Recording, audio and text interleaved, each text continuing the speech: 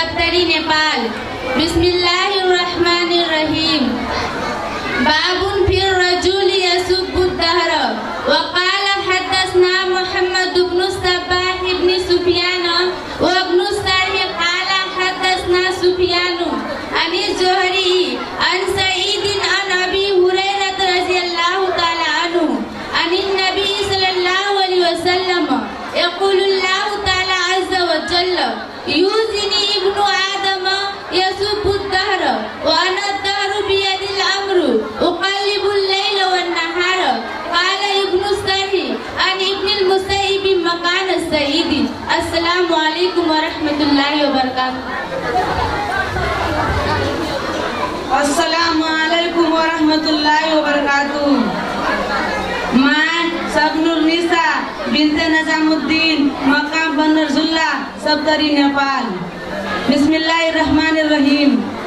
باب فی الرجل یسب الدہر وقال حدثنا محمد بن صباح بن سفیان وابن السرح قال حدثنا سفیان عن الزہری عن سعید عن ابی ہریرہ رضی اللہ عنہ عن النبی صلی اللہ علیہ وسلم یقول اللہ تعالی عز وجل یعزنی ابن آدم یسب الدہر انا الدہر بیاد الامر اقلب اللیل والنہار قال ابن السرح عن ابن المسیب مکان سعید۔ السلام علیکم ورحمۃ اللہ وبرکاتہ۔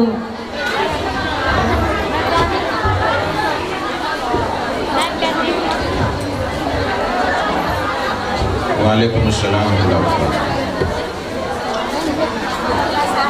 الحمدللہ رب العالمین والصلاة والسلام علی سید الانبیاء والمرسلین نبینا محمد وعلی آلہ وصحبہ اجمعین ومن تبعهم بإحسان إلى يوم الدین اما بعد۔ السلام علیکم ورحمۃ اللہ وبرکاتہ۔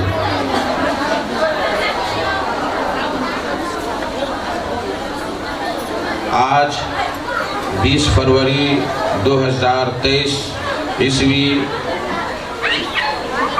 کلیہ خدیجۃ الکبریٰ کھڑک نگر ضلع سبتری نیپال میں سنن ابو داؤد رحمہ اللہ کی آخری حدیث کا درس ہے، اور دور دراز سے علماء کرام، مسئولین، ذمہ داران اور ماں اور بہنیں، گارجین حضرات تشریف لائے ہیں۔ بڑے خوش قسمت وہ لوگ ہیں جن کے بچے اور بچیاں قرآن و حدیث کی تعلیم حاصل کر کے معاشرہ میں جاتے ہیں، دین کی خدمت کرتے ہیں اور اللہ اور اس کے رسول کا نام روشن کرتے ہیں۔ ایسے ہی لوگوں کے لیے ہے کہ جو لوگ اپنے بچوں کو پڑھاتے لکھاتے ہیں، دینی تعلیم سے آراستہ و پیراستہ کرتے ہیں، اللہ تبارک و تعالی ان کو اور ان کے والدین سارے لوگوں کے لیے بہت زیادہ اجر و ثواب تیار کر کے رکھا۔ عزیز بچیوں، سب سے پہلے میں آپ کی پڑھی ہوئی حدیث کی تشریح بیان کرنے سے پہلے میں کچھ بیان کرنا چاہتا ہوں جو ہمیشہ میں بیان کرتا رہا۔ دیکھیے، شریعت، ہماری جو شریعت ہے، شریعت اسلامیہ، اس شریعت اسلامیہ کی دو بنیاد ہیں۔ اگر یہ دونوں بنیاد ہمارے مسائل میں پائی جاتی ہیں، اگر ان دونوں بنیاد پر ہمارے اعمال کا دار و مدار ہے، تب تو ہمارے اعمال اللہ کے نزدیک قابل قبول ہیں۔ اور اگر وہ دونوں بنیاد میں سے ایک بھی بنیاد نہیں پائی جاتی ہے تو ہم 1000 عمل کر لیں، مر جائیں، سر پٹک پٹک کر سجدہ میں مر جائیں، لیکن وہ ہمارا عمل اللہ کے یہاں قابل قبول نہیں ہوگا۔ اس کے بارے میں سارے لوگ جانتے ہیں کہ ہماری شریعت اسلام قرآن اور حدیث پر مبنی ہے۔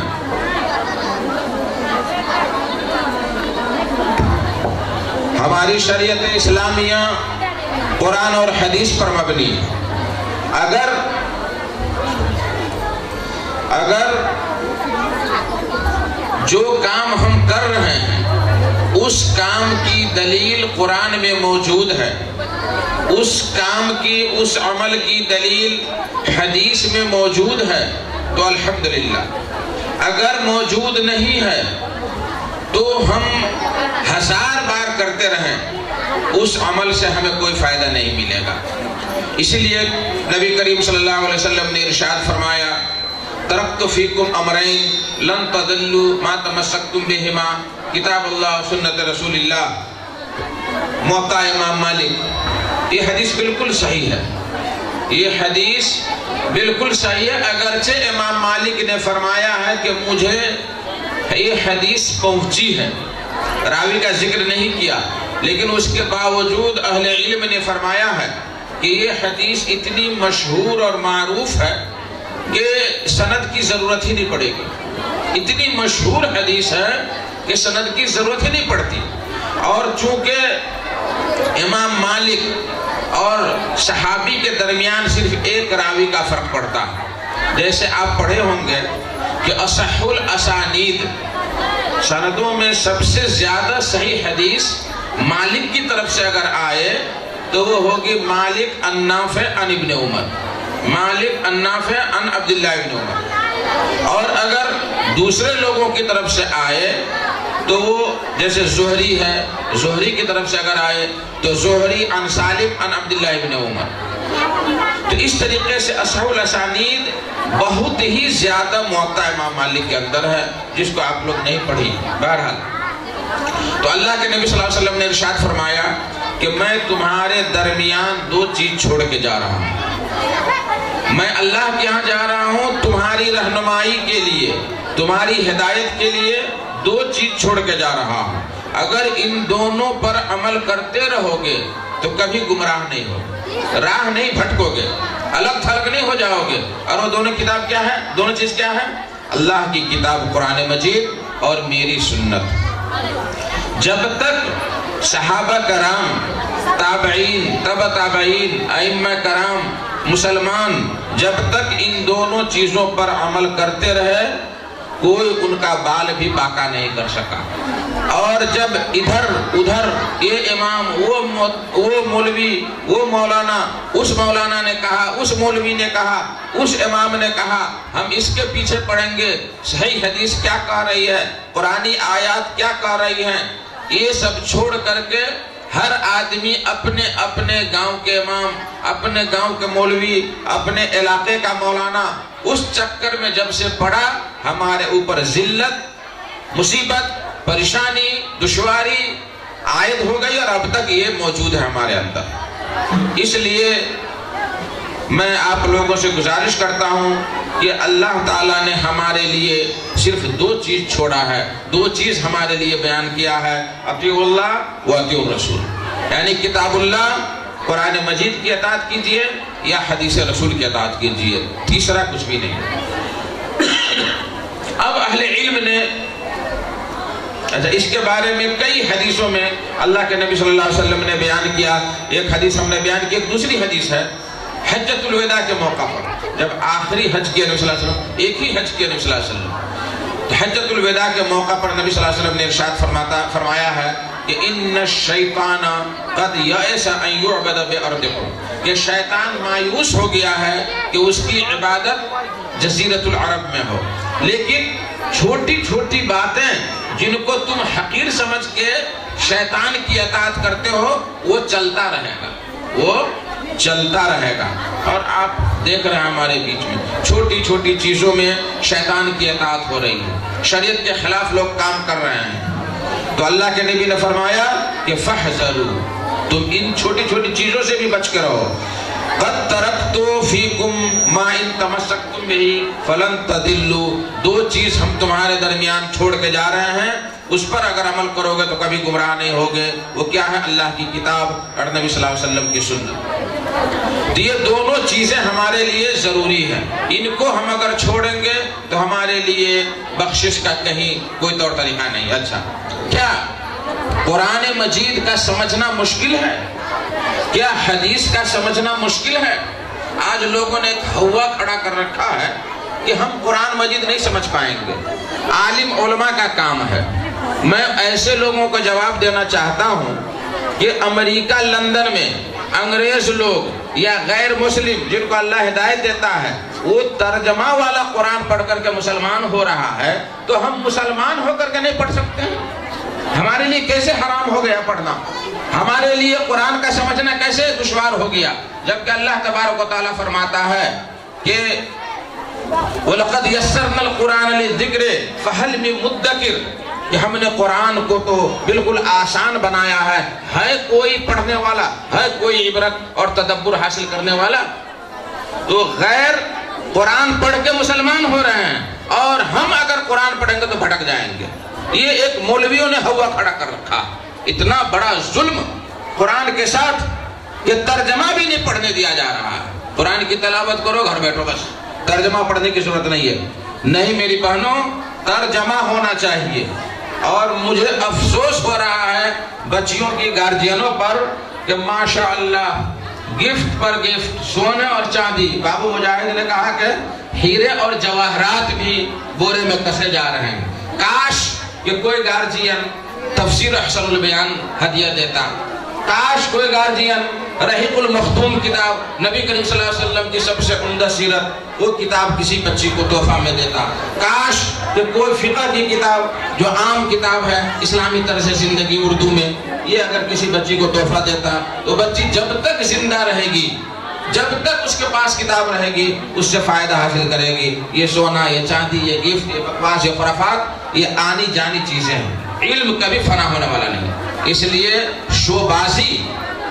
شوبازی اللہ کو پسند نہیں ہے۔ اللہ نے نبی صلی اللہ علیہ وسلم فرمایا کہ من سمع اللہ بھی، کہ جو شہرت چاہتا ہے اللہ اس کو دنیا میں شہرت کر دیتا ہے، آخرت میں اس کے لیے کچھ نہیں ہے۔ تو شوبازی بہتر چیز نہیں ہے۔ مختصر دیں، مختصر گفٹ دیں، وقت کی قدر کریں، کتابیں دیں، اچھی کتابیں دیں جو بچی کو شادی کے بعد بھی ان کے گھر میں کوئی مسائل سامنے آئے تو پیش کرے۔ اور مجھے حیرت ہو رہی ہے مولانا، ایک بچی کسہا میں ہماری طالبہ ہے، انہوں نے ہم سے تفسیر احسن البیان طلب کیا، میں لایا ہوں گاڑی میں ہے تفسیر احسن البیان، کہ میں قرآن کی تفسیر پڑھنا چاہتی ہوں، مجھے نہیں مل پا رہی۔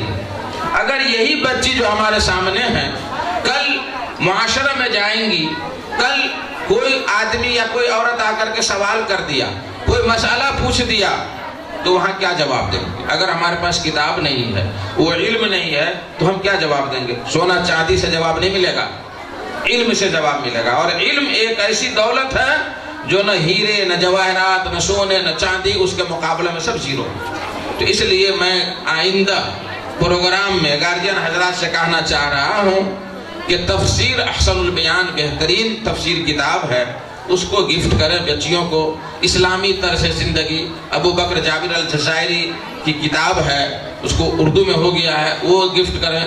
مولانا شفیع الرحمن مبارک پوری رحمہ اللہ کی کتاب الرحیق المختوم، سیرت میں بڑی عمدہ لکھی گئی کتاب ہے، یا سید سلمان ندوی کی رحمت للعالمین یہ کتاب سب ہے، یا شبلی نعمانی کی سیرت النبی صلی اللہ علیہ وسلم ہے۔ تو یہ کتابیں گفٹ دیں جو ہماری بچیوں کو زندگی بھر تک رہنمائی ملتی رہے گی۔ میں تھوڑی سی بات یہ کہہ دی آپ لوگوں سے۔ اچھا، کیا قرآن اور حدیث کو ہم یوں ہی سمجھیں بے لگام ہو کر کے، جس کے جو من میں آیا وہ بیان کر دیا کہ اس سے یہ مراد ہے، اس سے مراد ہے؟ کیا ایسا کریں گے؟ نہیں۔ قرآن اور حدیث کو سلف صالحین کے منہج پر ہم سمجھیں گے۔ اور سلف صالحین میں کون کون ہیں؟ سب سے پہلے صحابہ کرام، ان کے بعد تابعین، ان کے بعد تبع تابعین۔ یہ تینوں زمانہ کی جو سمجھ ہے، جو ان کا نہج ہے، جو ان کا طور طریقہ ہے، اس کے مطابق ہم قرآن کی تفسیر سمجھیں اور قرآن پڑھیں۔ اس کے لیے بہترین کتاب جو منہج سلف کی تفسیر ہے، جو سب سے بہترین کتاب ہے تفسیر ابن کثیر. تفسیر ابن کثیر رحمہ اللہ 4 جلدوں میں عربی میں ہے اور اس کا اردو بھی ترجمہ ہو گیا ہے، اور اسی کو اختصار کر کے بالکل مختصر کر کے اردو میں تفسیر احسن البیان لوگوں نے لکھا ہے. تو ہم قرآن اور حدیث کو نبی کریم صلی اللہ علیہ وسلم کے صحابہ کرام، تابعین اور تبع تابعین کے طور طریقہ پر ہم سمجھیں، اپنے سے نہ سمجھیں، اپنے سے نہ سمجھیں. اسی لیے نبی کریم صلی اللہ علیہ وسلم فرمایا کرتے تھے کہ ہمارے جانے کے بعد بہت سارے فتنے آئیں گے، بہت سارے فتنے آئیں گے. تو ان فتنوں میں تم کیا کرنا؟ میری سنت کو اور خلفائے راشدین کی سنت کو مضبوطی سے پکڑ لینا. اور فرمایا کیا؟ عضو علیہا بالنواجذ. نواجذ کہتے ہیں یہ آخری دانت کو. یہ والا دانت اگر کوئی پکڑ لے کچھ اور کھینچے تو کھینچا سکتا ہے، لیکن اگر چوک سے آخری دانت سے اگر کوئی پکڑ لے کچھ تو کھینچنا بہت مشکل ہے. ہمارے نبی کریم صلی اللہ علیہ وسلم نے فرمایا کہ میری سنت کو اور خلفائے راشدین کی سنت کو اس دانت سے پکڑنے کی طرح مضبوطی سے پکڑ لو. ادھر ادھر تاکنے جھانکنے کی کوئی ضرورت نہیں ہے. اطیعوا اللہ و اطیعوا الرسول. اب آئیے ایک بات اور بتاؤں آپ لوگوں کو کہ اہل علم نے قرآن اور حدیث کے ساتھ ساتھ 2 اور چیزوں کو دلیل مانا. ایک ہے اجماع امت. سارے امت کا جو اجماع ہے کسی چیز پر، وہ بھی دلیل ہمارے لیے ہے. ہمارے لیے وہ بھی دلیل ہے اجماع امت. اسی طریقے سے قیاس، اگر صحیح قیاس ہے، جتنے قیاس کی شرطیں ہیں ہم نے قرآن میں ڈھونڈا، حدیث میں ڈھونڈا، اجماع امت میں ڈھونڈا، ہمیں دلیل نہیں ملی اور ہمارے پاس صلاحیت ہے اجتہاد کرنے کی، قیاس کرنے کی، تو ہم صحیح قیاس کر سکتے ہیں اور وہ ہمارے لیے دلیل ہو سکتی ہے. قرآن ہمارے لیے دلیل ہے، اس میں کسی کو کوئی شک نہیں ہے، سارے لوگ اس میں متفق ہیں. کیا حدیث ہمارے لیے دلیل بن سکتی ہے؟ اس کے انکار کرنے والے ہر زمانے میں پیدا ہوتے رہے. ہر زمانے میں. ہندوستان میں بھی ایک انسان پیدا ہوا جس کا نام عبداللہ چکرالوی تھا. وہ لنگڑا لولہا یا موٹا تازہ، انگریز اس کو کھانا کھلاتا پلاتا اور تکیہ پر ٹیک لگا کر کے وہ جو ہے شریعت کے خلاف باتیں کیا کرتا تھا. اس بارے میں ہمارے نبی کریم صلی اللہ علیہ وسلم نے ارشاد فرمایا. کتنی بہترین جو حدیث ہے، مقدام بن معدی کرب رضی اللہ تعالیٰ عنہ کی حدیث ہے کہ آپ صلی اللہ علیہ وسلم نے پیشین گوئی فرمائی کہ الا انی اوتیت الکتاب ومثلہ معہ، کہ مجھے کتاب یعنی قرآن مجید دیا گیا اور اس کے ساتھ اور ایک چیز دی گئی، سنت ہے. اور فرمایا کہ الا یوشک رجل شبعان علی ریقتہ. دیکھیے کہ قریب ہی ایک انسان پیدا ہوگا، قریب ہی ایک انسان پیدا ہوگا جو کھا کر کے موٹا مشٹنڈا ہوگا اور گاؤ تکیہ پٹے. یہ نبی صلی اللہ علیہ وسلم کی عبارت ہے، جو انہی کا ترجمہ ہے کہ گاؤ تکیہ پر ٹیک لگا کر کے لوگوں سے کہے گا علیکم بہذا القرآن، اس قرآن کو لازم پکڑو. فما وجدتم فیہ من حلال فحلو، کہ جو اس میں حلال ہے اس کو حلال مانو، جو اس میں حرام ہے اس کو حرام مانو، اور یہ جو ہے سنت کو حدیث کو نہیں مانو. عبداللہ چکرالوی. اور ابھی بھی بہت سارے لوگ ہیں اس کے ماننے والے، اس دنیا میں بھی دن دنا رہے ہیں. ہمارے نیپال میں بھی بہت سارے لوگ ہیں کہ جو حدیث رسول کو نہیں مانتے، بیرگنج میں اور کہاں کہاں پکڑے گئے ہیں. تو اگر ایسی بات آئے زندگی میں کبھی آپ لوگوں کے کہ کوئی آ کر کے کہا کہ قرآن ہی ہمارے لیے کافی ہے، حدیث پڑھنے کی، حدیث پر عمل کرنے کی ضرورت نہیں ہے، تو اس کی بات میں نہیں آنا. دیکھیے اگر حدیث نہ پڑھے تو جنازہ کا تذکرہ قرآن میں نہیں ہے. کیسے ہم جنازہ پڑھیں گے؟ 5 وقت کا تذکرہ ہے، ظہر کتنی رکعت، عصر کتنی رکعت، مغرب کتنی رکعت، یہ کہیں تذکرہ نہیں ہے قرآن میں، کہیں تذکرہ نہیں. فجر کی نماز کتنی ہے، سنتیں کتنی ہیں، نوافل کتنی ہیں، سب ہمیں حدیث سے مل رہی ہیں. اس لیے اس چکر میں ہمیں نہیں آنا ہے اور قرآن کے ساتھ ساتھ ہمیں حدیث پر بھی عمل کرنا نہایت ہی ضروری ہے. اس کے بغیر ہماری بخشش مشکل ہے. اس کے بغیر مشکل ہے ہماری بخشش. اس لیے جو ہے ہمیں اور آپ کو چاہیے کہ قرآن کے ساتھ ساتھ ہم حدیث پر بھی عمل کریں. اب آئیے مختصراً وقت زیادہ ہو گیا ہے. کچھ لوگ بلکہ بہت سارے لوگ ہمارے آپ بہت سارے لوگ ہیں جو حدیث رسول کو اپنے مذہب پر قربان کر دیتے ہیں کہ ہمارا مذہب یہ نہیں کہتا اس لیے اس حدیث کو ہم نہیں مانیں گے, یہ حدیث ہم نہیں مانیں گے. امام شافعی رحمہ اللہ فرمایا کرتے تھے کہ تمام مسلمانوں کا اس بات پر اتفاق ہے کہ اگر سنت صحیح ثابت ہو جائے اور اس کے خلاف کسی امتی کے قول پر اگر وہ عمل کر رہا ہے تو اس کے اندر کوئی خیر نہیں ہے. پھر میں دہرا رہا ہوں, امام شافعی نے فرمایا کہ اگر سنت حدیث صحیح ثابت ہو جائے اور اس کو چھوڑ کر کے کوئی آدمی کسی امتی کے قول پر عمل کر رہا ہے تو اس آدمی کے اندر خیر نہیں ہے. آپ غور کر دیکھیں کتنے ہمارے میں سے ایسے ہیں کہ حدیث رسول کیا کر رہی ہے. یہ ابو داؤد میں ہم پڑھے ہیں, بخاری شریف میں پڑھیں گے انشاءاللہ, مسلم شریف میں پڑھیں گے. بہت ساری ایسی احادیث ہیں جن کو لوگ چھوڑ دیتے ہیں کہ ہمارا یہ مذہب نہیں کہتا ہے, اس کے لیے ہم پیدا نہیں ہوئے ہیں. قیامت کے دن اللہ تبارک و تعالی ہمیں مذہب نہیں پوچھے گا کہ تو کس مذہب پر چلتا تھا, اہل حدیث تھا کہ دیوبندی تھا کہ بریلوی تھا کہ کیا تھا. یہ نہیں پوچھے گا. پوچھے گا اللہ تبارک و تعالی کہ تم نے ہماری اطاعت اور رسول اللہ کی اطاعت کی یا نہیں کی. بس اس کے علاوہ تیسرا کوئی سوال نہیں ہوگا. تیسرا کوئی سوال نہیں. ہمارا دین وہی ہے جو ہمارے نبی صلی اللہ علیہ وسلم لے کر کے آئے. ہمارے لیے مذہب وہی ہے جو ہمارے نبی کریم صلی اللہ علیہ وسلم نے طریقہ بتلایا اور صحابہ کرام نے تشریح کر کے ہمیں بتلایا. اس کے علاوہ تیسرا اور کچھ نہیں. اس لیے ہمیں لوگوں کے افواہ میں, لوگوں کی باتوں میں ہمیں پڑھ کر کے اپنی آخرت اور اپنی عاقبت ہمیں برباد نہیں کرنا ہے.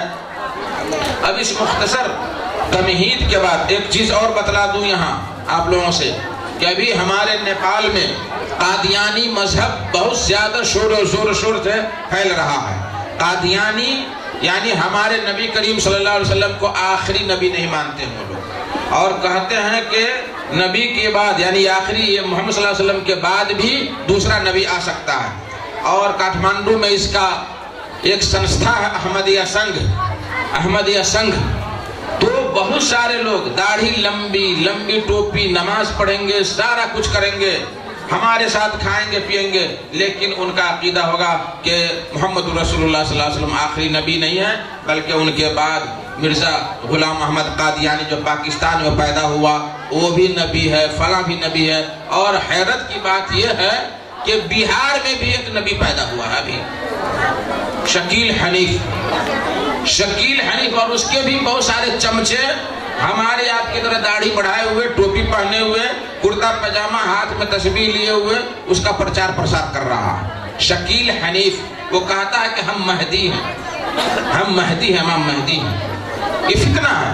حالانکہ نبی کریم صلی اللہ علیہ وسلم نے فرمایا تھا کہ مہدی کا نام کیا ہوگا, امام مہدی کا نام ہوگا اسمہ کا اسمی و اسم ابی ہے کا اسم ابی, کہ اس کا نام میرے نام کی طرح, اس کے باپ کا نام میرے باپ کے نام کی طرح ہوگا. یعنی محمد بن عبداللہ میرا نام ہے تو محمد بن عبداللہ امام مہدی کا بھی نام ہوگا. یہ تو شکیل حنیف کہاں بہار کا پیدا ہوا, اور اس کا ظہور مکہ میں خانہ کعبہ میں ہوگا, اور اس کا ظہور ماشاءاللہ بہار میں ہوا ہے.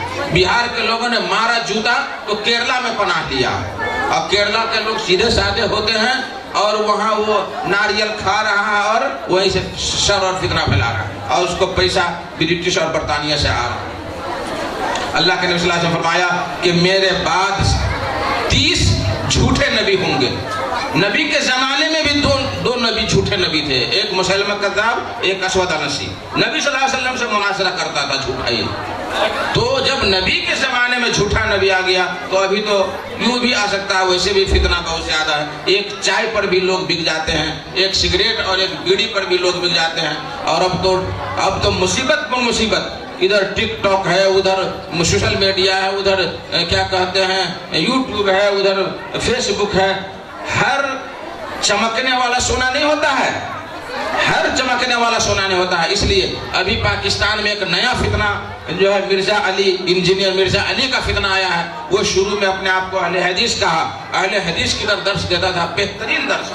اس کے بعد پتہ نہیں کیا ہوا نہیں ہوا، شیعوں نے اس کو اچک لیا یا پیسہ دیا یا برطانیہ نے دیا. اب وہ حدیثوں کے خلاف، صحابہ کرام کے خلاف لفاظی کرتا ہے، بکواس کرتا ہے. اور یہ جو آپ لوگوں کے لیے میں بتا دوں کہ اس ایک موبائل میں ایک ویب ہے، ایک ایپ ہے 360 اسلام 360. یہ پہلے ٹھیک تھا لیکن اب برباد ہو گیا. اس لیے جن لوگوں کے موبائل میں اسلام 360 اگر ہو تو اس سے فائدہ حاصل کرنے کی ضرورت نہیں ہے، اس کو ڈیلیٹ کر دیں. اس لیے کہ وہ بندہ پہلے اہل حدیث تھا، وہ بھی اب بعد میں برباد ہو گیا. جتنے لوگ ہیں سب قرآن حدیث پر لے کر کے یہ چمچہ گیری اور اپنا چمچہ چلا رہا ہے دنیا میں. اس لیے ہمیں فطرہ کو سمجھنا بھی نہایت ہی ضروری ہے. اب آئیے اس مختصر تمہید کے بعد میں آپ کو بتاؤں کہ جو آپ نے حدیث پڑھی ہے، یہ حدیث سنن ابی داؤد کی آخری حدیث ہے. ابو داؤد کون ہے؟ آپ لوگ شروع میں پڑھے ہوں گے، میں مختصر بتلا دیتا ہوں. ان کا نام سلیمان بن اشعث بن اسحاق بن بشیر الازدی السجستانی، افغانستان میں یہ پیدا ہوئے. خلیفہ مامون کے زمانے میں 202 ہجری کے اندر، 202 ہجری کے اندر موافق 817 عیسوی کے اندر پیدا ہوئے. ان کے والد محترم اشعث بن اسحاق یہ بھی بہت بڑے محدث تھے. ان کے بھائی محمد بن اشعث یہ بھی بہت بڑے جو ہے محدث تھے. اور دونوں بھائی ہر جگہ جاتے تھے، دونوں بھائی ہر جگہ جاتے تھے اور طلب علم کیا کرتے تھے. یہ دونوں بچپن ہی میں انہوں نے یہ علم حدیث حاصل کیا اور کئی ملکوں جیسے شام جس کو سیریا کہتے ہیں، مصر، جزیرہ عربیہ، عراق، خراسان، مکہ مدینہ وغیرہ وغیرہ، ان ساری جگہوں پر یہ جا جا کر کے درس لیا. ابھی تو ماشاءاللہ ایک ہی مدرسہ میں ساری کتابیں مل جاتی ہیں، لیکن اس زمانے میں یہ سسٹم نہیں تھا. اس زمانے میں مسجد سے ہمارے بڑے بڑے ائمہ کرام پیدا ہوئے. مسجد ہی سے امام مالک پیدا ہوئے. امام مالک کے در سے امام شافعی، امام شافعی کے در سے امام احمد بن حنبل، اور امام احمد بن حنبل کے در سے آپ کے یہ امام ابو داؤد رحمہ اللہ پیدا ہوئے. تو یہ لوگ مسجد کے پروڈکٹ ہیں، مدرسہ کے پروڈکٹ نہیں. مدرسہ تھا ہی نہیں، مسجد کی برکت تھی. آج کل اگر مسجد میں کوئی مولوی پڑھانے لگے تو گاؤں کے سارے لوگ مولوی پر پہاڑ توڑ دیں گے کہ مسجد کو ناپاک کر دیا. بغیر پاؤں دھلے ہوئے بچوں کو مسجد میں لے جاتا. ارے پاؤں میں کیا لگ گیا جو پاؤں دھلے گا؟ عجیب و غریب فتویٰ، ہر شخص فتویٰ دینا شروع کر دیتا. مسجد میں آپ شعبہ حفظ قائم کریں، وہاں حفظ کا کام کریں، وہاں جو ہے درس دے. دیکھیں اس کی کیا برکت ہوتی ہے. وہ برکت ہم سے ختم ہو گئی. اور مدرسہ میں نور الدین سنگی رحمہ اللہ نے یہ مدرسے کا سسٹم کیا، اور ان کے مدرسہ سے سب سے پہلا بچہ جو پیدا ہوا وہ امام غزالی رحمہ اللہ ہے. بہرحال تو امام ابو داؤد رحمہ اللہ کئی ملکوں میں سفر کیے حدیث ڈھونڈنے کے لیے. اسی ضمن میں امام بخاری رحمہ اللہ سے ملاقات ہو گئی. امام بخاری، اور امام بخاری ایک ایسا نادر شخص ہے، ایک ایسا نادر شخص ہے کہ جو بھی اس کے بارے میں مطالعہ کیا وہ علامہ بن گیا، دنیا میں بہت بڑا انسان بن گیا. تو امام بخاری، آپ لوگوں سے گزارش ہے کہ آپ لوگ اگر وہاں تک نہیں پڑھ پائیں گے تو علامہ داؤد راز کی کتاب ہے بخاری کی اردو میں شرح، وہ منگوا لیں. غالباً 1500 آئیسی یا کتنے میں ہے، تو وہ کتاب ضرور رکھیں اور اس سے فائدہ حاصل کریں. تو امام ابو داؤد رحمہ اللہ کے استاذ امام بخاری، امام اسحاق بن راہوے، امام احمد بن حنبل، قتیبہ بن سعید، اور ان کے بھی شاگرد بڑے بڑے لوگ ہیں. خود ان کا لڑکا ابو بکر بن ابی داؤد، امام ترمذی، امام نسائی، ابو بشر الدولابی وغیرہ وغیرہ، یہ سارے لوگ ان کے شاگرد ہیں. کتنی کتابیں لکھے. یہ سب سے مشہور کتاب یہی سنن ابی داؤد ہے. ان کے بعد دلائل النبوہ، ان کے بعد مراسیل، ان کے بعد جو ہے الزہد، ناسخ القرآن و منسوخہ، یہ سب ان کی کتاب کا نام ہے. یہ کتاب ابو داؤد جو ہمارے سامنے موجود ہے، یہ جانتے ہیں 5 لاکھ 5 लाख حدیثوں میں سے چھانٹ کر کے انہوں نے 4800 کتابیں اس میں جمع کی. 4800 کتابیں انہوں نے تو لکھا ہے 5274 آخری کتاب, لیکن تکرار کے ساتھ انہوں نے پورے کو کر دیا ہے. لیکن بلا تکرار 4800 حدیثیں ہیں, 1871 باب ہیں اور 35 کتابیں ہیں. اور امام اس میں آپ کو صحیح حدیث بھی ملے گی, حسن لذات ہی بھی ملے گی, حسن لغیر ہی بھی ملے گی, اور ضعیف بھی حدیث ملے گی. اور اللہ جزائے خیر دے اور ان کے قبر کو نور سے بھر دے. شیخ البانی رحمہ اللہ, انہوں نے جتنے بھی یہ سنن اربع ہیں, ترمذی, نسائی, ابن ماجہ اور ابو داؤد, سبوں کی صحیح حدیثیں الگ کر دی ہیں, ضعیف حدیثیں الگ کر دی ہیں, اور نام رکھا صحیح ابو داؤد اور ضعیف ابو داؤد. ضعیف ابو داؤد کم ہی کتاب حدیث ہے جو اس میں ضعیف ہے, لیکن ضعیف ہے, اس میں ضعیف ضرور ہے, سمجھ گئے, بلا تحقیق. اور یاد رکھیں آپ کہ بخاری اور مسلم کی حدیث ہے تو اس کی تحقیق کی ضرورت نہیں ہے. بخاری اور مسلم کے علاوہ جس کتاب میں بھی ہے اس کی تحقیق عالم پر ضروری ہے. بغیر بوجھے ہوئے کہ یہ حدیث صحیح ہے ضعیف خطبہ میں بیان کرنا درست نہیں ہے. آج بہت سارے مولوی, بہت سارے امام چھوٹی چھوٹی کتابوں پر اعتماد کر کے موضوع اور من گھڑت حدیثیں خطبہ میں بیان کر دیتے ہیں, اور اس سے فتنہ شروع ہو جاتا ہے. ایک اور بات یہاں ہے جو جاہل لوگ کہتے ہیں کہ کیا مولانا, کیا حدیث بھی ضعیف ہو سکتی ہے؟ اور بہت سارے لوگ کہتے ہیں کہ آپ لوگ تو سب حدیث کو ضعیف کہنا شروع کر دیتے ہیں. تھوڑا بھی ہم عمل کرتے تو کہتے ہیں کہ یہ حدیث ضعیف ہے. ارے بھائی, ہم لوگوں کو کیا مجال کہ ہم لوگ کہیں کہ ضعیف ہے؟ یہ تو کہنے والے بزرگ لوگ کہہ چکے, انہی لوگوں کی باتیں ہم نقل کر رہے ہیں, انہی لوگوں کی باتیں نقل کر رہے ہیں. اور ہمارے نزدیک صحیح حدیث اتنی ہے کہ ضعیف کی طرف جانے کی ضرورت ہی نہیں ہے. کیوں ہم ضعیف کے چکر میں پڑے جبکہ ہمارے نزدیک صحیح حدیث ہے؟ کیوں ہم ضعیف کے چکر میں پڑے؟ اس لیے ضعیف کی ضرورت نہیں, ہمیں صحیح حدیث کی ضرورت ہے. اور اسی ضعیف موضوع سے جتنے بدعات آپ دیکھ رہے ہیں دنیا میں, جتنی بدعات, 12 ربیع الاول کو جشن منانا, 15 شعبان کو وہ حلوہ پوڑی ابھی آ رہا ہے, 15 شعبان حلوہ پوڑی کھانا, یہ ابھی رجب, ابھی 27 رجب, آج کتنی 27 رجب ہے, 27 رجب کو شب معراج. کہتے ہیں کہ نبی صلی اللہ علیہ وسلم معراج میں گئے, تو نبی صلی اللہ علیہ وسلم معراج میں گئے, اس میں چغل خور کو دیکھا کہ اس کا جو ہے منہ پھاڑا جا رہا ہے, زبان کاٹی جا رہی ہے, اس پر عمل ہی نہیں ہے, اور شب معراج کا جشن منائیں گے. اسی طریقے سے 22 رجب کو نئی ہانڈی لائیں گے مٹی کی, اور اس میں جو ہے کنڈا کیا کہتے ہیں اس کو کھیر بنا کر کے غریبوں کو بانٹتے ہیں جعفر طیار کے نام سے. یہ سب فتنہ کہاں سے ہے؟ یہی موضوع ضعیف حدیثوں سے, ضعیف موضوع حدیثوں سے یہی فتنہ آیا. اور ایک بات بتا دوں آپ لوگوں کے لیے کہ یہ جو وائز قسم کے لوگ ہوتے ہیں, جو مولوی خطبہ میں لوگ خود روئیں گے, لوگوں کو رلائیں گے, وہ سمجھ لیجئے کہ یہ چٹا ہے, یہ بلا اس میں کہہ دیجئے کہ یہ موضوع حدیث بیان کر رہا ہے, یہ موضوع حدیث بیان کر رہا ہے گڑ کر کے. اور ایسے ہی ایک آدمی بغداد کی مسجد میں, یہی امام احمد بن حنبل رحمہ اللہ جو ابو داؤد کے استاذ ہیں, یہ اور یحییٰ بن معین رحمہ اللہ, یہ دونوں وہاں بیٹھے عصر کے بعد ایک قصہ گو اپنی سند بیان کیا. قال حدثني احمد بن حنبل حدثني يحيى بن معین, یعنی سب کا بڑے بڑے ائمہ کا نام لے رہا اور موضوع من گھڑت باتیں حدیث سے بیان کر رہا ہے. سند صحیح ہے لیکن گڑھی ہوئی باتیں بیان کر رہا ہے. تو امام محمد بن حنبل دیکھ رہے ہیں یحییٰ بن معین کو, وہ دیکھ رہے ہیں ان کو, وہ دیکھ رہے ہیں ان کو کہ بھائی تم نے یہ بیان کیا ہے؟ کہا کہ نہیں, میں نے بیان نہیں کیا. تو کہا, مولوی سے کہا کہ بھائی صاحب ذرا رکیے. امام محمد بن حنبل نے کہا کہ ذرا رکیے 2 منٹ, آپ جو یہ حدیث بیان کر رہے ہیں کس سے بیان کر رہے ہیں؟ کہا کہ آگے آپ پوچھنے کے لیے امام احمد بن حنبل سے ہم بیان کر رہے ہیں. امام احمد بن حنبل سے ملاقات کیے ہیں, یحییٰ بن معین سے ملاقات کی. کہا کہ اللہ کے بندے, میں احمد بن حنبل ہوں اور یہ یحییٰ بن معین. کہا کہ اچھا, دنیا میں ایک تو احمد بن حنبل ہے, ارے دوسرا کوئی ہوگا نا جس سے ہم ملے ہیں. دیکھیے جواب, شیطان کے پاس جواب فوراً موجود رہتا ہے.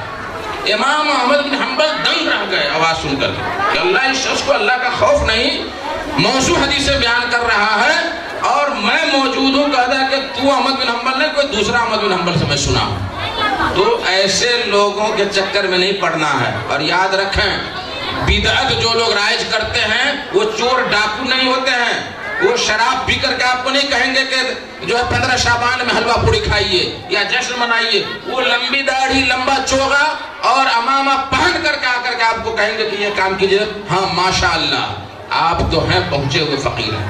یہ جتنی بدعات و خرافات ہمارے اسلام میں آئی ہیں انہی مولویوں اور ایسے ہی شیطانوں سے ہمارے اسلام میں آئی ہیں۔ آپ پڑھیے علامہ ابن الجوزی رحمہ اللہ کی کتاب پڑھیے موضوعات، علامہ البانی کی کتاب پڑھیے سلسلہ ضعیفہ، اس میں ساری چیزیں آپ کو نظر آئے گی کہ ان جاہل مولویوں نے ہمارے اسلام کو کس طرح سے برباد کر کے رکھا، کیسے ہم کو بری بری چیزیں اسلام کے اندر داخل کر دی۔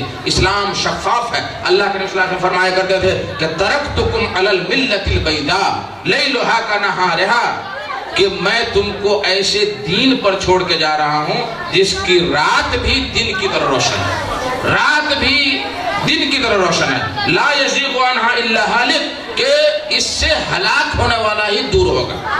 اب اللہ کے نبی کہہ رہے ہیں کہ ہم تم کو واضح دین پر چھوڑ رہے ہیں، تو کیا اللہ کے نبی کو معلوم نہیں تھا کہ یہ 12 ربیع الاول کو جشن منانا اور 15 شعبان کو حلوہ پوڑی کھانا بڑا اچھا کام ہے؟ وہ نہیں کھائے تھے کیا؟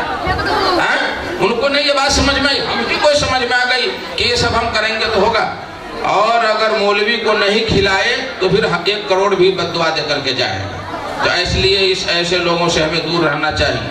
بہرحال میں یہ کہہ رہا ہوں کہ اس میں 35 کتابیں ہیں، اور 35 کتابوں میں جو ہے یہ امام ابو داؤد رحمہ اللہ نے، امام ابو داؤد رحمہ اللہ کی بہت سارے لوگوں نے بڑی تعریف کی ہے۔ ایک عالم ہے موسیٰ بن ہارون، وہ کہتے ہیں کہ خلق ابو داؤد فی الدنیا للحدیث وفی الآخرہ للجنہ، ابو داؤد دنیا میں حدیث کی خدمت کے لیے پیدا کیے گئے ہیں اور آخرت میں جنت کے لیے پیدا کیے گئے ہیں۔ ان کی وفات شوال میں، امام بخاری کی بھی وفات عید کے دن ہوئی،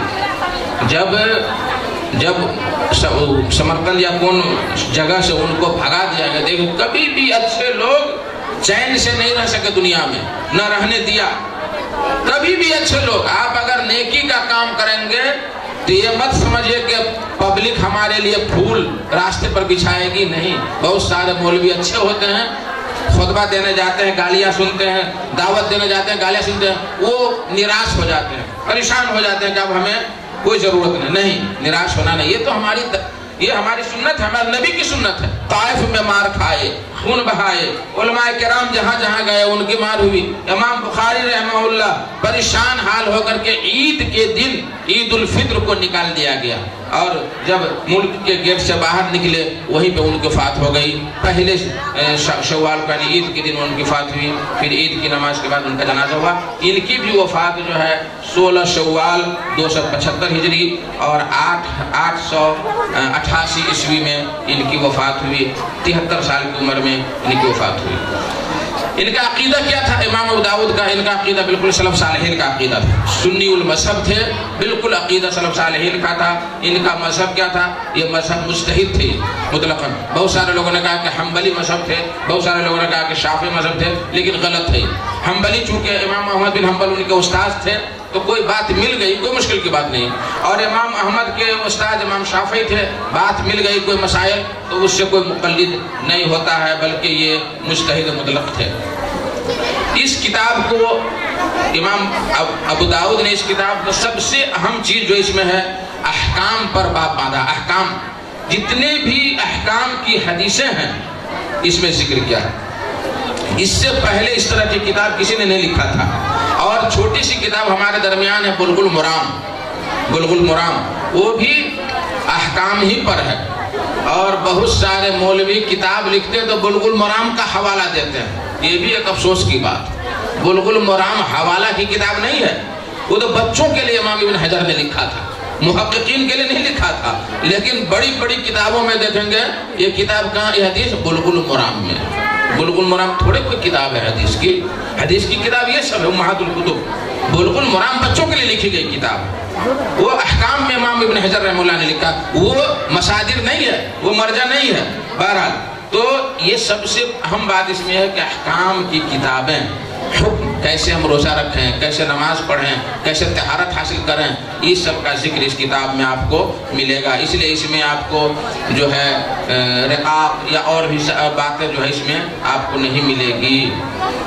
اچھا، اسی طریقے سے اس کتاب میں ہم نے بتلایا کہ امام ابو داؤد رحمہ اللہ کہہ رہے ہیں کہ اس کتاب میں میں صحیح حدیثیں بیان کیا ہوں، اور جس سے میں خاموش ہو گیا ہوں وہ صالح للاحتجاج ہے، یعنی اس سے ہم دلیل لے سکتے ہیں، لیکن اس میں بھولنا نہیں چاہیے محققین کو، جو لوگ تحقیق کرنا چاہتے ہیں تو جس پر حکم نہیں لگایا امام ابو داؤد نے اس کی ہمیں تحقیق کرنی پڑے گی انشاءاللہ تبارک و تعالی۔ اب آگے آئیے آپ لوگ ذرا دیکھیں کتاب میں کہ آپ نے جو پڑھی ہے کہ بابن ہاذا بابن، ہاذا بابن، ہاذا جو ہے مبتدا، بابن خبر، یہ باب ہے کس میں؟ اس شخص کے بارے میں یسب الدہر، جو زمانے کو گالی بکتا، زمانے کو گالی بکتا۔ آگے وہ سب باتیں آ رہی ہیں۔ قال حدثنا محمد بن صباح بن سفیان وابن السرح، دو استاذ ہیں امام ابو داؤد کی اس سند میں، دو استاذ ہیں، ایک ہے محمد بن صباح بن سفیان اور دوسرے ہیں ابن السرح۔ یہ لوگ کون ہیں بتلا رہے ہیں آگے آ کر کے۔ ان دونوں نے مل کر کے کہا کہ ہم سے روایت کیا سفیان نے روایت کیا زہری سے، زہری نے روایت کیا سعید سے، اور اس کے بعد ابو ہریرہ سے۔ تو یہ لوگ کون ہیں؟ محمد بن صباح بن سفیان بن ابی سفیان الجرجرائی، ابو جعفر التاجر، یہ عمر بن عبدالعزیز خلیفہ تھے، ان کے آزاد کردہ غلام تھے۔ یہ اتنے ثقہ راوی نہیں تھے لیکن احتجاج کیا جا سکتا ہے، صالح تھے یہ، اور جو ہے لا باس بہ، علماء کرام نے فرمایا ہے کہ کوئی حرج کی بات نہیں ہے، ان کی حدیثوں پر عمل کیا جا سکتا ہے۔ ابن السرح کا نام کیا ہے؟ ان کا نام ہے احمد بن عمرو بن عبداللہ بن عمرو ابن السرح، یہ عراق کے رہنے والے تھے، اور ان سے امام مسلم نے بھی روایت کیا ہے، تو گویا کہ یہ بھی صالح ہے۔ یعنی امام ابو داؤد کے دو استاذ ہو گئے، محمد بن صباح ابن السرح، احمد بن ابن السرح، یہ دونوں جو ہے صالح ہیں۔ ان کے بعد جو ہیں کہ سفیان، یہ لوگ پہاڑ ہیں علم کے۔ اور ایک بات بتا دوں کہ امام بخاری اور امام مسلم کی سند سفیان سے آ کر کے مل جاتی ہے، یہ حدیث بخاری اور مسلم میں بھی ہے، تو سفیان کے پاس آ کر کے ملے۔ یہ سفیان کون ہے؟ سفیان بن عوینہ۔ دو سفیان ہوئے ہیں دنیا میں جن کو سفیانان کہتے ہیں، سفیان ثوری اور سفیان بن عوینہ۔ سفیان بن عوینہ کوفہ میں پیدا ہوئے اور وہاں سے ہجرت کر کے مکہ آئے اور مکہ ہی میں رہے یہاں تک کہ مکہ میں ان کی وفات ہو گئی۔ یہ امام مالک کے بھی استاذ ہیں اور ہم عصر ہیں۔ امام حمیدی جو امام بخاری کے استاذ ہیں، ان کے بھی یہ استاذ رہے ہیں۔ ان کے بعد سفیان بن عوینہ، یہ بہت بڑے عالم۔ ان کے بعد امام زہری، ان کا نام تھا محمد بن مسلم بن شہاب الزہری رحمہ اللہ۔ ان کے پاس ایک بہت بڑی لائبریری تھی اور بہت ہی پائے کے عالم تھے۔ امام زہری امام مالک کے بھی استاذ تھے۔ مدینہ ہی میں رہے اور مدینہ ہی میں پل بڑھ کر کے وہیں وفات پا گئے۔ اس کے بعد جو سعید، یہ سعید بن مسیب رحمہ اللہ، سعید بن مسیب بن حسن، ان کے والد بھی صحابی سعید اور ان کے دادا بھی صحابی، دونوں صحابی۔ سعید مسیب جو ہے یہ نبی کریم صلی اللہ علیہ وسلم کے زمانہ ہی میں شہید ہو گئے، اور حسن جو ہے یہ جنگ یمامہ میں شہید ہوئے، اور مسیب بھی کسی جنگ میں وہ بھی شہید ہو گئے تھے۔ تو یہ دونوں یعنی صحابی، دادا بھی صحابی اور باپ بھی صحابی، اور ان کی پیدائش، سعید بن مسیب کی پیدائش 15 ہجری میں، حضرت عمر بن خطاب رضی اللہ تعالیٰ عنہ کی خلافت میں سعید بن مسیب کی پیدائش ہوئی۔ ان کے بارے میں ایک بات مشہور ہے، میں آپ لوگوں کے لیے کہہ دیتا ہوں جو گارجین حضرات بیٹھے ہیں۔ سعید بن مسیب کے پاس ایک بڑی نیک لڑکی تھی، بڑی نیک لڑکی، بڑی خوبصورت پڑھی لکھی نیک لڑکی تھی، جن کے لیے شادی کے لیے اس زمانہ کا بادشاہ کے بیٹا کا بھی پیغام آیا، لیکن وہ ہاں نہیں کہا۔ ایک روز بیٹھے ہوئے ہیں، درس میں درس دے رہے ہیں، تو ایک شاگرد کئی دنوں کے بعد آیا، کئی دنوں کے بعد حاضر ہوا، کہا بیٹا کہاں تھے ابھی تک؟ کہا کہ استاذ محترم میری اہلیہ کی وفات ہو گئی، اس لیے میں 4-5 دن غم میں تھا، میں آ نہیں سکا، اس لیے میں آیا ہوں ابھی۔ کہا کہ تم شادی کرنا چاہتے ہو؟ کچھ نہیں تھا اس کے پاس، غریب فقیر انسان. کہا تم شادی کرنا چاہتے ہو؟ کہا کہ ہاں کر لیں گے شادی. کہا کہ یہ میری بیٹی ہے، تم مجھ سے کرنا چاہتے ہو شادی؟ کہا کہ ہاں کرنا چاہتے ہیں. اسی جگہ خطبہ دیا، نہ اس مولوی کو بلایا، نہ اس چودھری کو بلایا، نہ اس پردھان کو بلایا، نہ اس کو دیات کو بلایا، نہ اس خاندان کو بلایا. ابھی تو گھر دیکھی بھی آتا ہے تو پورے خاندان کو کھلانا ضروری ہو جاتا ہے. نہیں اگر کھلایا تو ماشاءاللہ تبارک اللہ کیا سے کیا ہو جائے گا. پچھاڑی بھی جائے تو سب کو لے جانا ہے. سب مصیبت ہمارے معاشرے میں آ گئی. سعید بن مسیب رحمہ اللہ بادشاہ کا بیٹا پیغام لے کے آیا، نہیں شادی کیا، لیکن وہ غریب شاگرد نیک تھا، با اخلاق تھا، نیک تھا، حدیث کا حافظ تھا، تو اس سے شادی کیا. جب شام ہوئی تو بیٹی کا ہاتھ پکڑا، نہ باجا، نہ اپٹن، نہ ٹپٹن، نہ یہ رسم، نہ وہ رسم، کچھ نہیں. ہاتھ پکڑا اور شام میں لے گئے شوہر کے گھر، یعنی داماد کے گھر. کہا کہ بیٹی آج سے تمہارا یہ گھر ہے. بادشاہ کو بھی نکار دیا، لیکن ایک مسکین کے ساتھ اپنی بیٹی کی شادی کر دیا. یہی سعید بن مسیب رحمہ اللہ سید التابعین، سارے تابعین کے یہ سردار ہیں اور اتنے پایہ کے عالم گزرے ہیں. تو آگے کہا ابو ہریرہ رضی اللہ تعالیٰ عنہ. ابو ہریرہ کے بارے میں جانتے ہیں آپ لوگ، عبد الرحمن بن صخر رضی اللہ تعالیٰ عنہ کا نام تھا، اور سارے صحابہ کرام میں سب سے زیادہ حدیثیں ان کو یاد تھی، سب سے زیادہ حدیثیں یاد تھی. آگے کہا کہ عن النبی صلی اللہ علیہ وسلم، نبی صلی اللہ علیہ وسلم کو تو جانتے ہیں سارے. بہت سارے لوگوں کو پوچھتے ہیں کہ تمہارے نبی کا نام کون ہے، کیا ہے؟ تو بہت سارے بچے جو ٹک ٹاک میں ماہر ہیں اور ماشاءاللہ بال جو رکھیں گے ادھر چھیل لیں گے ادھر چھیل لیں گے، اور یہاں لگے گا کہ جس طرح سور کے پیٹھ پر جو ہے بال رہتا ہے تو اس طرح سے رکھتے ہیں، اور اپنے آپ کو سمجھتے ہیں کہ ہم ہیرو ہیں. کان میں بالی پہنتے ہیں آج کل بچے، بالی لڑکے لوگ. اور ایک لڑکا کو میں دیکھا، وہ کراس ہوتا ہے نا، یہ عیسائی کا کراس، وہ لٹکائے ہوا ہے کان میں، اور وہ سمجھتا ہے کہ ہم بہت بڑے ہیں. جیب میں تو پیسہ ویسا تو ہوگا نہیں، لیکن تو بہت بڑے آدمی ہیں. اللہ المستعان، یہ ہماری مصیبت. اور گٹکا کھائیں گے، بوڑھے لوگوں کو دکھا کر کے پھاڑیں گے، اب منہ میں رکھیں گے، پھر سے اڑا دیں گے اور سوچیں گے کہ ہم بہت کمال کر لیں. پہلے ہم سنتے تھے کہ بوڑھے بزرگ کے پاس بیڑی بھی پینا لوگ مایوس سمجھتے تھے. ابھی بھی ہمارے پاس بہت سارے ایسے بزرگ لوگ ہیں، بزرگ جو 60-70 ہیں، وہ کھینی نہیں کھاتے ہمارے پاس، وہ بیڑی نہیں پیتے ہمارے پاس، لیکن پوتا جو ہوگا وہ بھی کھاتا ہے. اللہ، یہ انتہا ہو گئی ہماری، انتہا ہو گئی ہماری. اسی لیے تو ہر جگہ ذلیل ہو رہا ہے، اسی لیے ہر جگہ مارے جا رہے ہیں. کہیں ہمارا گھر چھینا جا رہا ہے، کہیں مسجد چھینی جا رہی ہے، کہیں مدرسہ پر قبضہ کیا جا رہا ہے، بلڈوزر چلایا جا رہا ہے. یہی سب وجہ ہے نا. اسلام نماز روزہ چھوڑ کر کے شیطانوں کے پیچھے پیچھے چکر چلا رہے ہیں، برباد ہو رہے ہیں. علی نبی صلی اللہ علیہ وسلم یقول اللہ عز و جل، یہ حدیث قدسی ہے. جب بھی نبی کریم صلی اللہ علیہ وسلم عن اللہ کہے یا یقول اللہ کہے تو یہ حدیث قدسی ہوگی، یعنی اللہ تعالیٰ کی یہ بات نبی صلی اللہ علیہ وسلم اپنی زبان میں کہہ رہے ہیں. تو اللہ تعالیٰ کیا کہہ رہا ہے؟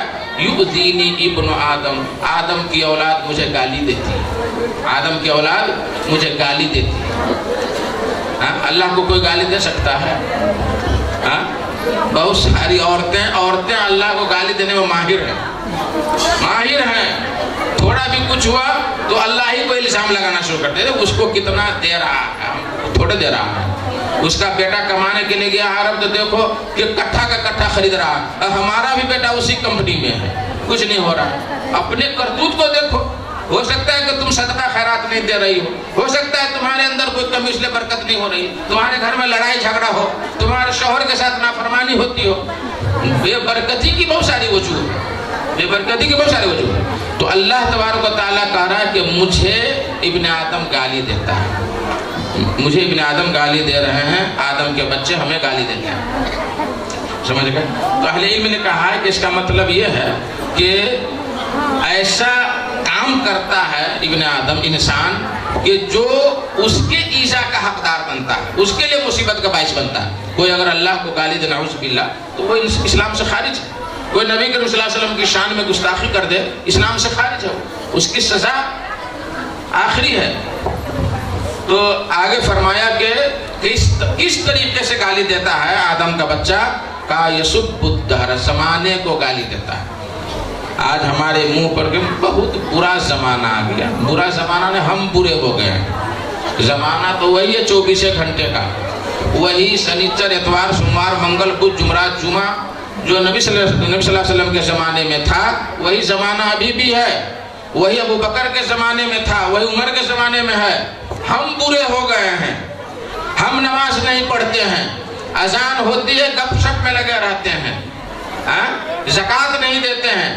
ہمارا پڑوسی مر رہا ہے بھوک سے, اس کو ایک چمچہ ہم کھانا نہیں کھلاتے ہیں, اور خود جو ہے لیگ پیس توڑتے ہیں. ہم اپنے پڑوسی کا خیال نہیں رکھتے, پڑوسیوں سے جھگڑا کرتے ہیں, دوسرے کے کھیت میں بکری چراتے ہیں. ماشاءاللہ عورتیں اس میں بہت مہارت رکھتی ہیں. اور ہمارے جو بھینس پوسنے والے لوگ ہیں, پالنے والے, بھینس پر چڑھے رہیں گے, کھینی لگاتے رہیں گے, گانا گاتے رہیں گے, دوسرے کے کھساڑی چراتے رہیں گے, دوسرے کے جو ہے مسور چراتے رہیں گے, اور وہ سوچتے ہیں کہ ہم ماشاءاللہ بڑا اچھا کام کرتے ہیں. حرام کا کام کر کے تم بھینس کا پیٹ پالتے, اس کا دودھ کھاتے, وہ حرام پیٹ میں جائے گا, تو برکت کہاں سے آئے گی؟ برکت کہاں سے آئے گی؟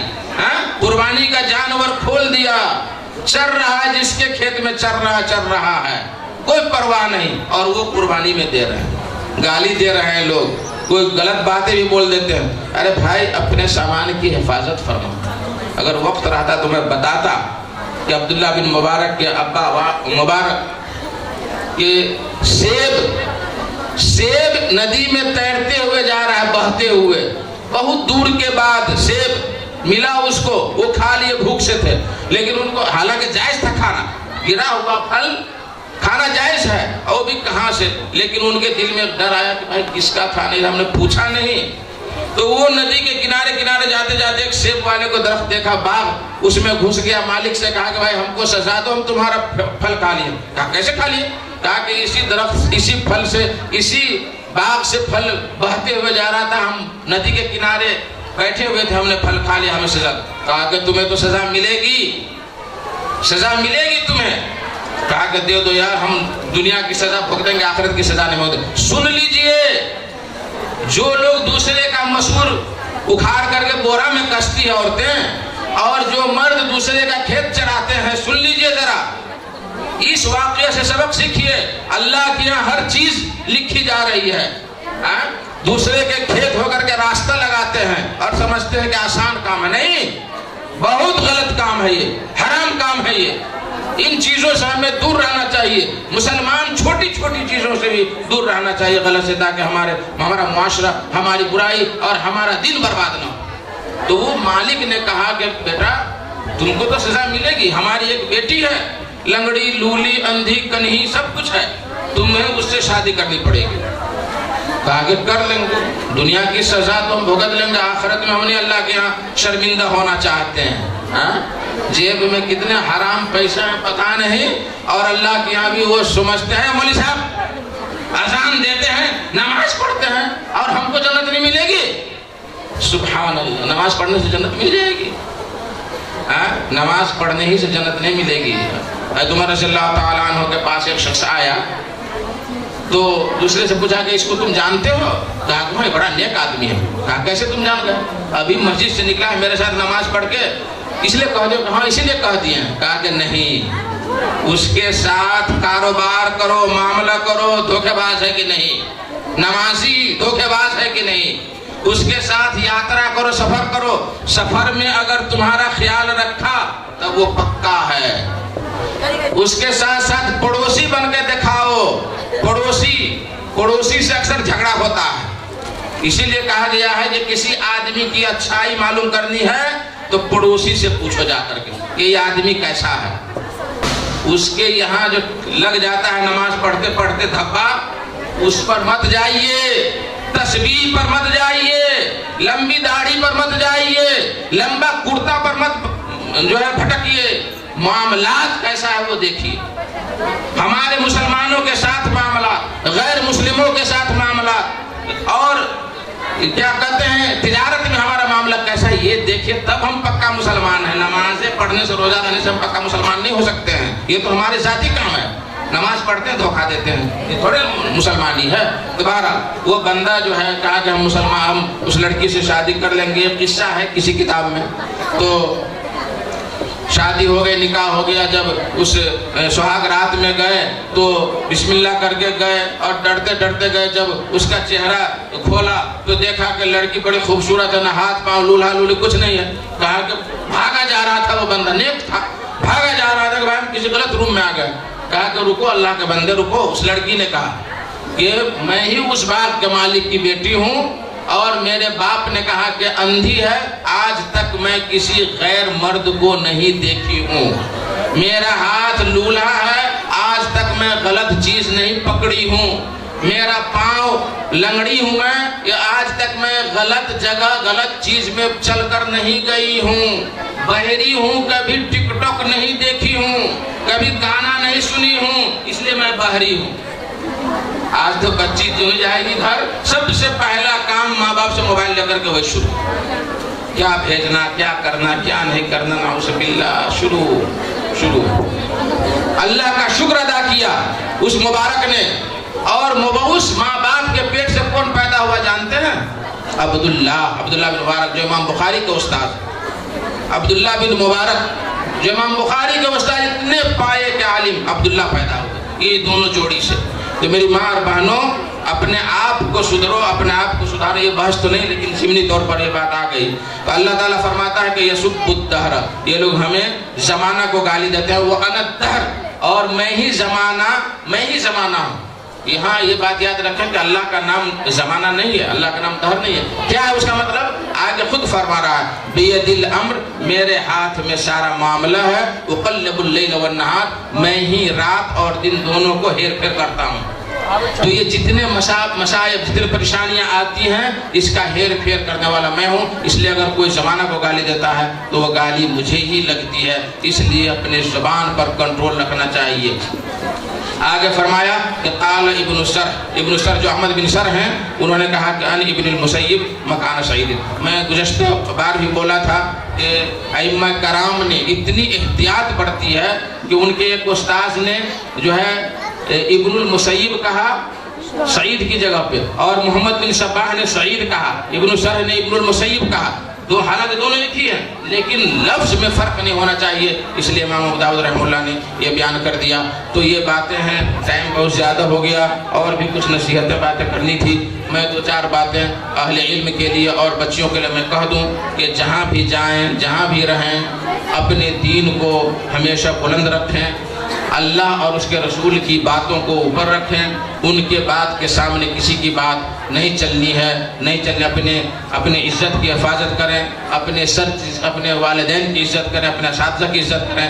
اللہ تعالیٰ سے دعا ہے کہ اللہ تعالیٰ آپ لوگوں میں اور جتنے بھی ہمارے سامعین و سامعات ہیں ان کے اس حضور کو، اس حاضری کو قبول فرمائیں اور آپ لوگوں کے علم میں اور اہل علم کے علم میں اللہ تبارک و تعالیٰ برکت عطا فرمائیں. اے اللہ، جو بھی بھائی اور بہنیں یہاں اتنی رات دیر تک اللہ اور اس کے رسول کی باتیں سنے ہیں، اے اللہ اس کو تو قبول فرما.